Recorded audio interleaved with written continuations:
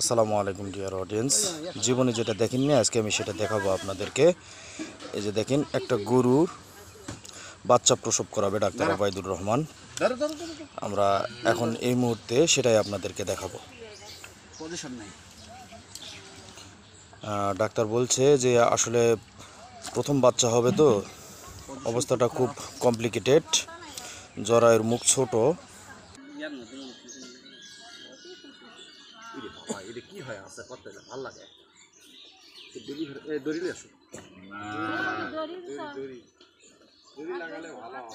খুবই খারাপ অবস্থা সবার। ওই জন্য বীজ দেওয়ার সময় মানে অল্প দামের বীজ দেওয়া লাগে, দেশি গরু। হ্যাঁ, অল্প দামের বীজ দেওয়া লাগে।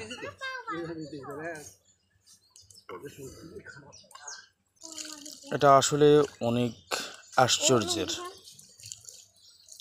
যেটা আসলে বলার অপেক্ষা রাখে না। জন্মতন্ত্রটা আসলে খুব কমপ্লিকেটেড। এটা অনেক কঠিন একটা ব্যাপার। বাছুর বড়, আমরা আছি তো, সমস্যা নেই, আমরা বার করবো, সমস্যা নেই, খালি বান্ধন দিই। এই যে দেখেন, পা বেরিয়ে এসেছে। আসলে বাচ্চাটা খুব বড়, জরায়ুটা অনেক ছোট, যার কারণে বেঁধেই আসলে বাচ্চাটাকে বের করতে হবে।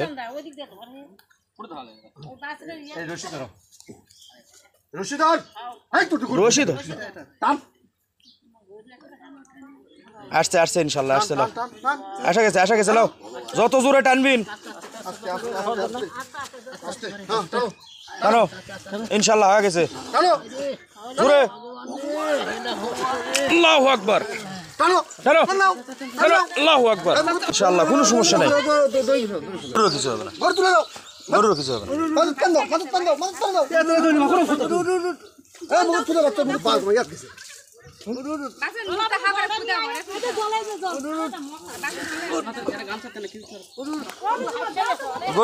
না। গরুর কিছু হবে না, দেখেন কিছুক্ষণ আগে বাচ্চাটি হয়েছে, বাচ্চাটিকে শাল দুধ খাওয়ানো হচ্ছে।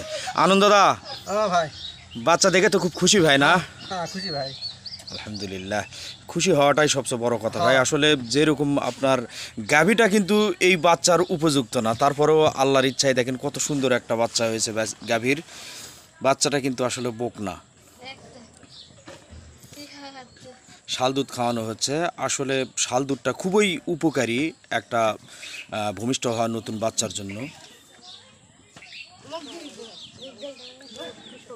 আচ্ছা ডাক্তার সাহেব, কি গরুর যে প্রসব করালেন, গরুর অবস্থা কিরকম ছিল? ক্রিটিক্যাল ছিল না সিম্পল? খুব ক্রিটিক্যাল।